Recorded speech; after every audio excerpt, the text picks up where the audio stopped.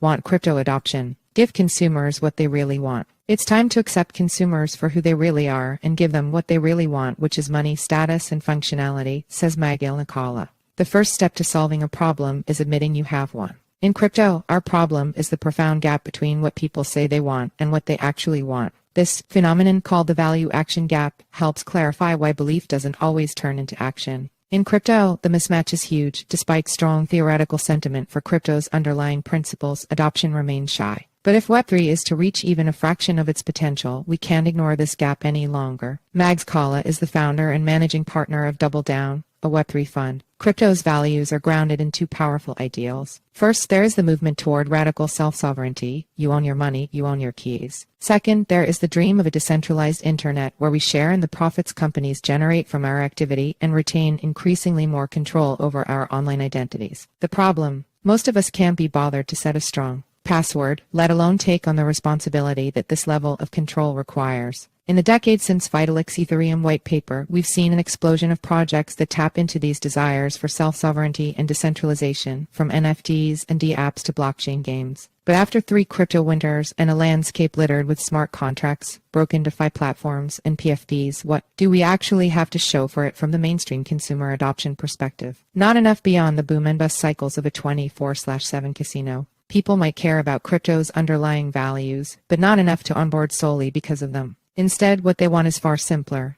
money, status, and unique functionality that actually solves a real problem. Shocker. If we hope to truly catalyze the crypto space as founders, builders, or investors, we must acknowledge this reality and embrace users for who they are, rather than who we want them to be. What's really driving adoption? In a consensus survey published in June, respondents overwhelmingly said they want more control over their online identities and data. But is that really what's driven adoption in Web3 so far? The evidence points elsewhere, namely speculation. It's everywhere in crypto, thanks to our inherent bias toward immediate and potentially outsized gains. Maybe it's time we stop apologizing for users' speculative interests and embrace their root cause. Humans are financially motivated, especially when their financial security is otherwise non-existent, as is the case for millennials. We are driven by status, too, something that has fueled much of the activity in NFTs. NFTs are more than digital assets. They denote social standings, group affiliations, and taste. NFTs unlock unique experiences in IRL spheres, offering nuanced social and cultural interactions. While the tokens themselves hold speculative value, for some, the experiences, communities, and new social strata they enable are priceless. The most powerful status markers are earned, not simply bought, and crypto offers a powerful array of tools and experiences for both how tokenized status can be earned and what it can provide. Finally, we're driven by unique functionality, that is, technology that solves key problems in our life in novel and powerful ways. Think Ledger, which made it easy and accessible to protect your keys. Show me a stronger need for crypto-native customers. I wait. Or some of the most now fundamental apps in tech, when they first arrived: Uber, Stripe, and Instagram. Before these products became ubiquitous, they solved one key problem incredibly well, in a way we hadn't really seen before. In Web3, we've yet to see more than a few innovations of this type. Double down on what's working.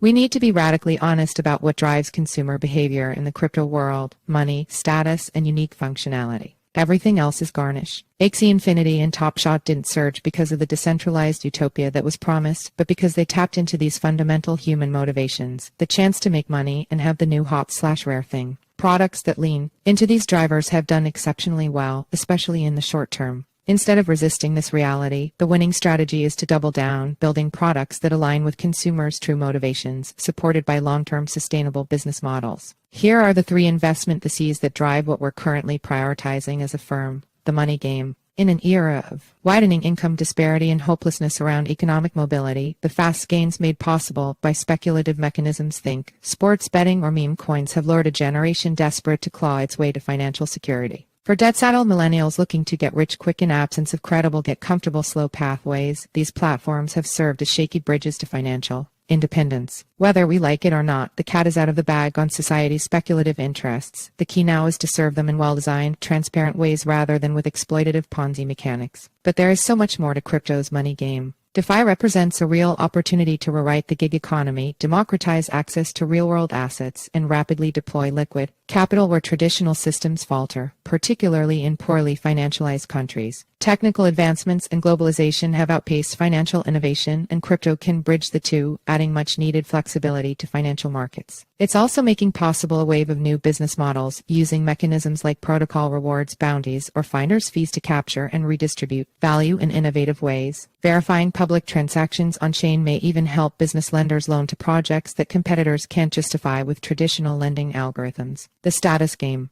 Web3 has brought a new social layer to the internet, best represented by blockchain-based communities built around status and digital ownership. We've already started seeing this in token-gated crypto. Communities like Friends with Benefits, or games like Fortnite or Roblox, where people spend loads on Gucci skins, or during the peak of the PFP NFT hype cycle when celebrities were boosting bake on Twitter. We want to signal to peers that we are in, or the first, or the most prolific, and these status symbols have real social benefits. People flex with fashion, cars, and event access in the real world, and they are doing the same in the digital world every day. The question is, why haven't these status games taken off in crypto like the money games? It comes down to two issues. One, in status games, money cannot be the focal point of the relationship. Unique/earned access is significantly more valuable than ubiquitous/easily purchasable access. Besides, nobody likes money grabs.